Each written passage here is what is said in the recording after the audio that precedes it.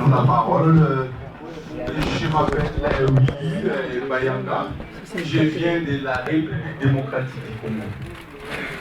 Je vous remercie pour m'avoir accordé la parole.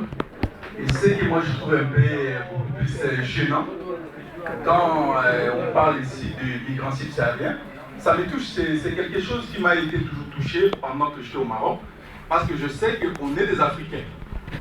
Même au Maroc, je me sentais comme j'étais chez moi, mais en passant dans la route, il y avait des Marocains qui me disaient que non, subsahariens. Bon, c'était dans quelle pensée ils disaient cela? C'est parce qu'ils avaient une mauvaise image sur les migrants subsahariens, étant donné comme des gens qui vivaient dans la précarité, des gens qui étaient vraiment, qui n'étaient pas sur le banc de l'école. Et puis, quand bien même il y avait d'autres personnes qui leur disaient que non, ce sont des gens qui ont connu des problèmes de guerre, des problèmes de conflits ethniques, mais beaucoup de gens ne pouvaient pas croire. Je pense que la guerre qui vient de passer à Libye, ça a servi quand même des leçons aux Maghrébins de voir que même si dans nos pays il y a la paix aujourd'hui, un jour on pouvait aussi se retrouver à l'étranger. Là, je voulais maintenant parler de mon expérience sur le Maroc. Je me réjouis aujourd'hui de voir les Noirs circuler dans les villes marocaines. Pour moi, vraiment, c'est quelque chose qui est plus grand que je pouvais faire au Maroc. Parce qu'en 2005, il y avait eu des événements de cette militants auxquels ils avaient abattu des migrants qui voulaient juste traverser de l'autre côté, comme mon frère Fabien vient de le dire, pour chercher une meilleure vie. Ils étaient abattus. Et puis d'autres, ils étaient refoulés au désert. Et puis après ces événements, on avait résolu, on était à deux avec un compatriote aussi, qui s'appelait Nassim. On était dans la chambre, on louait une petite chambre, on était dans la chambre, on commençait à réfléchir, qu'est-ce qu'on pouvait faire ici au Maroc. Lui me disait que non, on pouvait créer quand même une association pour pouvoir défendre nos droits. Moi, je lui ai dit, bon, même si on crée une association, mais là, on n'a pas de papiers, et puis s'exposer aux autorités, ça serait vraiment un problème. Bon, comme on était des demandeurs d'asile, il m'a dit que non, la serre pouvait nous protéger. Alors on avait dit oui, il faudra qu'on puisse s'organiser, parce qu'on avait compris que l'Europe menait une guerre contre nous. Parce qu'on était en danger sur le territoire marocain, et on s'est décidé en disant que non, il faut créer une structure. Alors on avait créé une structure, et puis on commençait à contacter les associations marocaines, telles que l'AMDH, qui est à Rabat. Il y avait aussi une association qui est à Tanger, le réseau Shabaka, et l'Organisation marocaine des droits de l'homme. Et puis avec les amis aussi des Doucha. On a commencé, et puis nous inviter dans des conférences et débats, comme pareil, pour essayer un peu de parler de notre situation. C'est dans cet instant-là qu'il y a eu des échos, les gens ils commençaient à prendre nos nouvelles, à comprendre pourquoi ces gens-là sont là.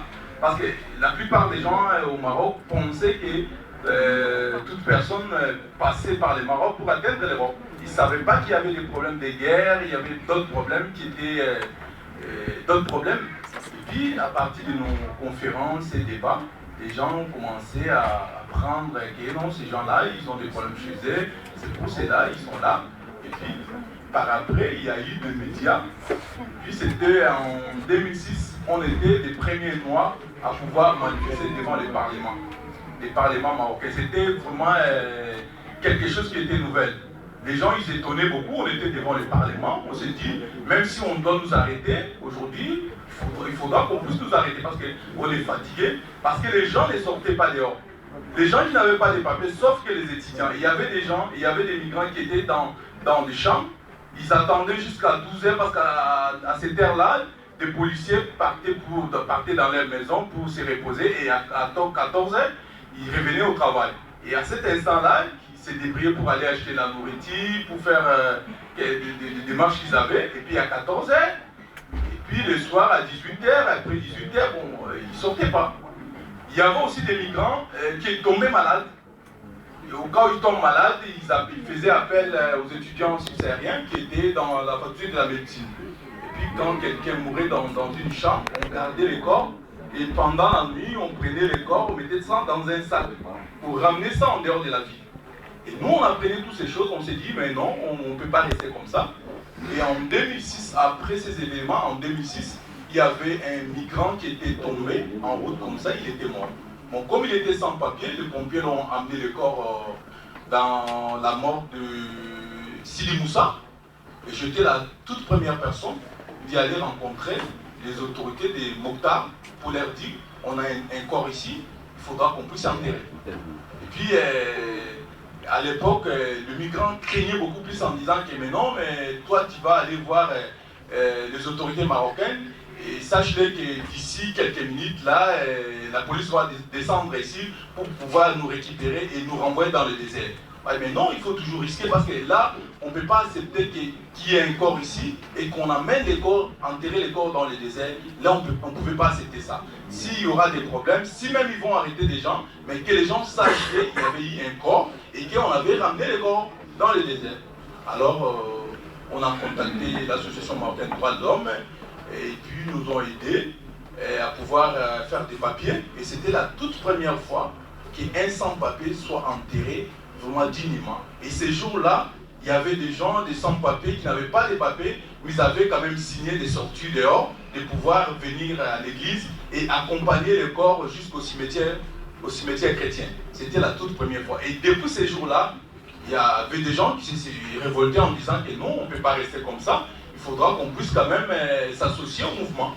Et dès là, on a commencé à organiser des manifestations devant le Haut Commissariat des réfugiés, et jusqu'à ce que le papier de Haut Commissariat des réfugiés qui n'était pas respecté, à partir de cela, il y a eu des échos.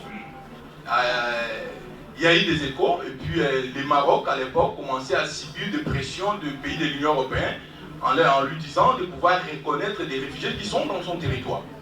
Et c'est ainsi que le papier là, qui n'avait pas d'importance, les papiers qu'on donnait les réfugiés, en ces moments-là, parce qu'au début, les policiers déchiraient cela. Et quand il y a eu des manifestations, et c'est de là où la police a commencé à respecter, parce qu'il y a eu des ordres qui étaient venus en haut. Par après, on a commencé aussi à organiser des formations, parce qu'il y avait beaucoup de gens qui étaient là, qui voulaient aussi s'intégrer à la société marocaine, qui voulaient aussi parler de l'arabe, parce qu'il y avait d'autres mix qui étaient là. Alors, on les a dit, ça serait mieux quand même, il y a d'autres associations, que vous pouviez y aller et puis commencer à parler l'arabe pour s'intégrer. Puis il y avait beaucoup de choses. Au niveau des hôpitaux, à l'époque, en 2007, si un migrant tombe malade, et même un enfant, et qu'ils aillent dans des structures médicales pour se faire soigner, directement le médecin appelle la police. Pour récupérer le patient, enfin, de les refouler. Et on a mené des actions avec des journalistes marocains et des journalistes internationaux qui étaient derrière nous pour quand même dénoncer cette politique. Et puis, par après, il y a eu quand même un changement aux hôpitaux marocains. Aujourd'hui, on parle des migrants sans-papiers, ils peuvent aller se faire soigner sans problème. Donc vraiment c'est un changement, et puis les sans-papiers commencent à circuler librement, et puis ils commencent à se marier, à s'intégrer, et puis par après je quittais le Maroc et je suis arrivé ici, et la personne qui m'a accueilli ici, c'était pas un Congolais comme moi, c'était un Marocain, c'était Driss. Moi j'étais chez Driss pendant 6 à 7 mois, jusqu'à ce que j'ai eu ma place, je quittais chez Driss pour faire voir qu'on est tous les Africains. Et s'il y a une solidarité entre nous, on pouvait quand même mener vraiment cette bataille. Moi je suis de la ville de Rennes, je travaille, j'ai une association auquel je suis président, les conseils des migrants. Et puis il y a la plupart des Marocains, si on arrive à les arrêter, placer au centre de rétention, nous on travaille en collaboration avec une association qui finance pour pouvoir payer les avocats. Et on a arrivé quand même à faire sortir 6 à 7 Marocains qui étaient enfermés dans le centre de rétention. Et puis nous, on avait pris des contacts avec les avocats et on les a rémunérés. C'est comme ça qu'on travaille. Et puis on avait aussi créé un réseau de solidarité entre les étrangers pour pouvoir accueillir de nouvelles personnes qui arrivent dans notre ville. C'est ça en gros. Merci.